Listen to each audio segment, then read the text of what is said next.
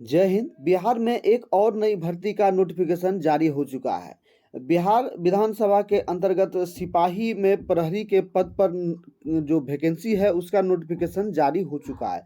दोस्तों ये सचिवालय के तर्ज पर ये जॉब माना जाता है, ऑफिस वाला जॉब माना जाता है। बहुत अच्छा वैकेंसी है।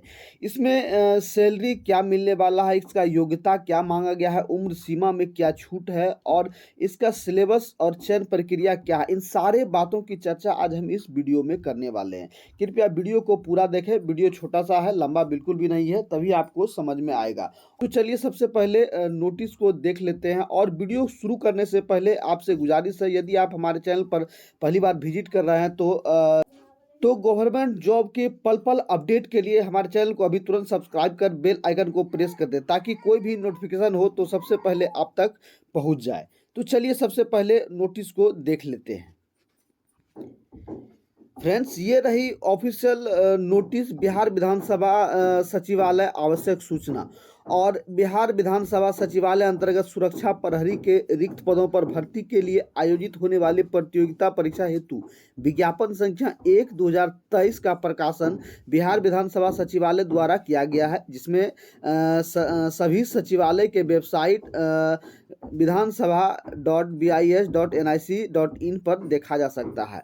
और ऑनलाइन आवेदन पत्र भरने संबंधित तिथि का जो दिया गया है उसमें रजिस्ट्रेशन का 25/4/2023 से 11 बजे पूर्वाह्न से कर सकते हैं। और इसका लास्ट डेट जो है 16/5/2023 रखा गया है। तो ये शॉर्ट नोटिस आप देख पा रहे हैं। इसके बाद टोटल डिटेल जो नोटिस आया है वो आप यहाँ देखिए कि बिहार विधानसभा सचिवालय पटना विज्ञापन संख्या 1/2023।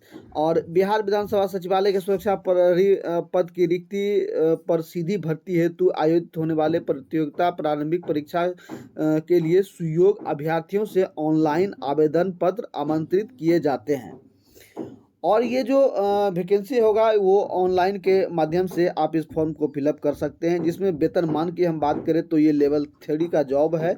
और 21,700 से 69,100 तक इसका मूल वेतन आपको दिया जाएगा। और नियमानुसार अन्य अनुमान्य भत्ते जैसे कि HRA, DA, TA अन्य जो भत्ते हैं वो आपको मिलेंगे। तो इस तरह से सैलरी भी अच्छी खासी है। और ये दोस्तों ये जो जॉब है ये सचिवालय के तौर पर ऑफिशियल जॉब के तौर पर माना जाता है, क्योंकि विधानसभा में विधायकगण सब रहते हैं, उन्हीं जब तक विधानसभा चलता है उसी तरह से कार्य आपको देखना होता है।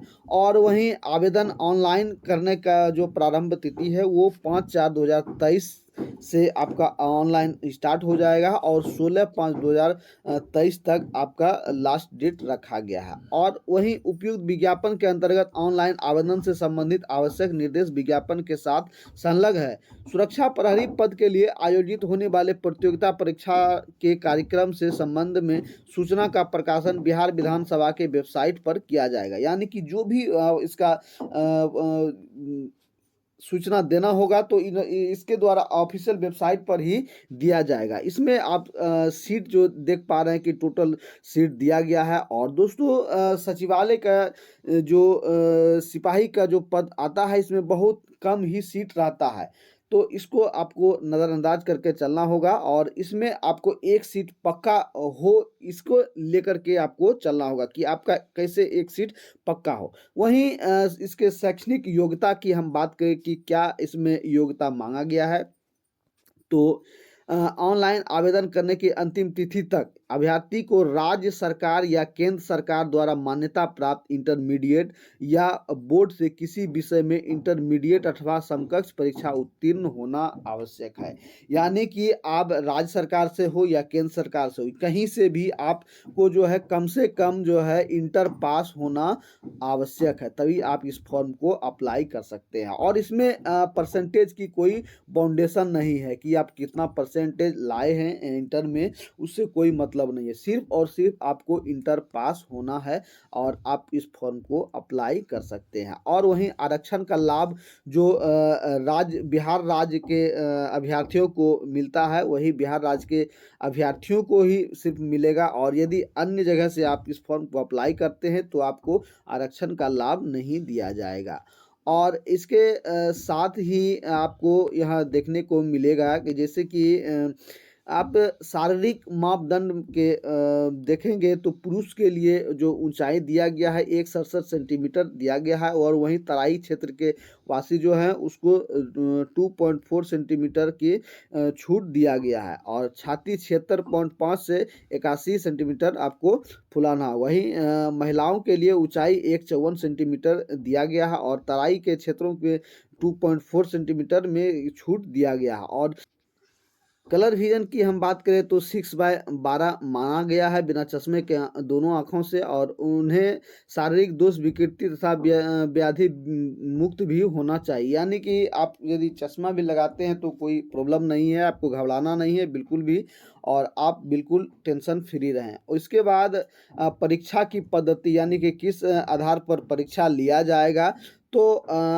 सर्वप्रथम प्रारंभिक परीक्षा वस्तुनिष्ठ एवं बहुविकल्पीय ऑफलाइन ओएमआर सीट पर ही एग्जाम आपका लिया जाएगा, जिसमें सबल अभ्यर्थियों को शारीरिक दक्षता जांच से भी परीक्षा लिया जाएगा। प्रारंभिक परीक्षा के में जो है 2 घंटे का आपको समय दिया जाएगा, और 100 कुल प्रश्न रहेंगे, और सभी प्रश्न जो है वो वस्तुनिष्ठ रहेंगे। इसमें कुल जो परीक्षा 100 अंक का होगा, और 1 अंक का मतलब एक प्रश्न 1 अंक का होगा। प्रारंभिक परीक्षा में भाषा हिंदी और अंग्रेजी दोनों रहेगा, और यदि आप हिंदी के में एग्ज़ाम देना चाहते हैं तो हिंदी में भी दे सकते हैं या अंग्रेजी में देना, दोनों रहेगा, तो आप दोनों में से किसी से भी दे सकते हैं। वहीं इसमें जो सिलेबस है उसमें मैथ के जो प्रश्न रहेंगे वो 50 रहेंगे, और समान अध्ययन के जो प्रश्न रहेंगे वो 50 रहेंगे।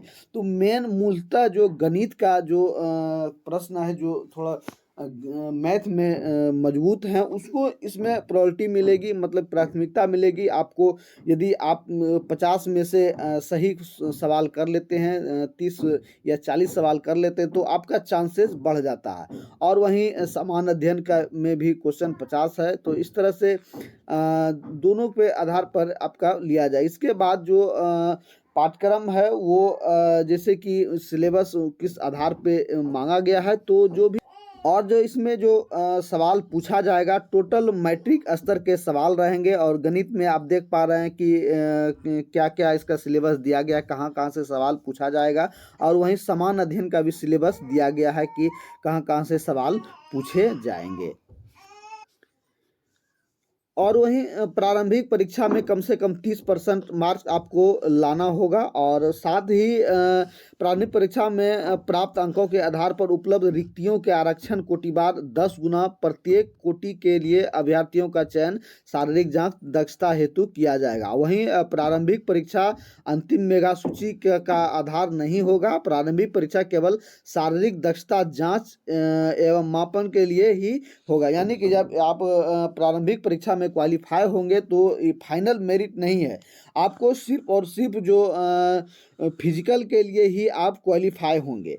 और ये इसके बाद शारीरिक जांच परीक्षा में जो लिया जाएगा उसके लिए आपको कुल 100 अंक उसमें भी देगा, जो सिर्फ और सिर्फ दौड़ ही लिया जाएगा। सभी कोटि के पुरुषों के लिए 1 मील यानी कि 1600 मीटर 6 मिनट में तय करना होगा, और वहीं महिलाओं के लिए जो दिया गया है वो 1 किलोमीटर जो है 6 मिनट में तय करना होगा। और आपको परीक्षा शुल्क के तौर पर आपसे, यदि आप बिहार राज्य के मूल निवासी, अत्यंत पिछड़ा वर्ग, आर्थिक रूप से कमजोर एवं अनारक्षित वर्ग से पुरुष अभ्यर्थी एवं राज्य के बाहर के अभ्यर्थी, चाहे हुए किसी भी कोटि से वर्ग में महिला या पुरुष हो, उनके लिए आवेदन करने का जो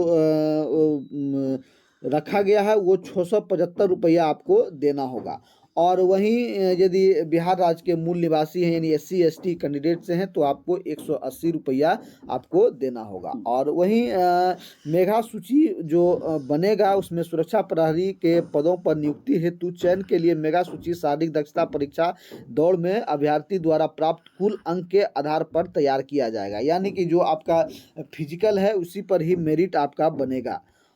और वहीं हम उम्र सीमा की बात करें तो न्यूनतम उम्र सीमा आपको 18 वर्ष मांगा गया है और ये जो एज आपका काउंट किया जाएगा वो 1/8/2022 के आधार पर ही काउंट किया जाएगा, यानी कि 1 अगस्त 2022 से एज आपका काउंट किया जाएगा। 1 अगस्त 2022 तक आपको 18 साल कम से कम एज आपको होना अति आवश्यक है।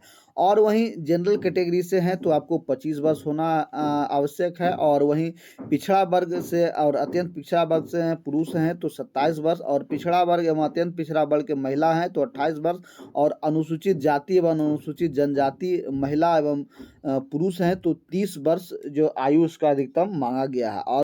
और वहीं सरकारी सेवकों के लिए, यानी कि आप किसी विभाग में जॉब कर रहे हैं तो कम से कम आपका जॉब जो है 3 साल पूरा होना चाहिए। तो आप यदि इस फॉर्म को अप्लाई करते हैं तो आपको उम्र में 5 साल का छूट दिया जाएगा, यानी कि कहीं भी यदि आप जॉब कर रहे हैं, यदि आपका जॉब 3 साल पूरा हो चुका है तो आपको 5 साल का इसमें छूट दिया जाएगा। तो इस तरह से बिहार विधानसभा का जो प्रहरी का पोस्ट है वो अच्छा खासा पोस्ट माना जाता है, ऑफिशियल जॉब के तौर पर माना जाता है और इसको आपको ज़रूर अप्लाई करना चाहिए। और यदि आपको आपके मन में अभी भी इस भर्ती को लेकर के कोई सवाल आ रहा हो तो आप सीधे मुझे कमेंट करके पूछ सकते हैं या मैसेज या कॉल करके भी पूछ सकते हैं। और गवर्नमेंट जॉब के पल पल अपडेट के लिए हमारे चैनल को अभी तुरंत सब्सक्राइब करें ताकि ऐसे ही नए नए इन्फॉर्मेशन मैं आपको सबसे पहले पहुंचाता रहूं। तो मिलते हैं अगले वीडियो में, तब तक के लिए सभी भाइयों को जय हिंद।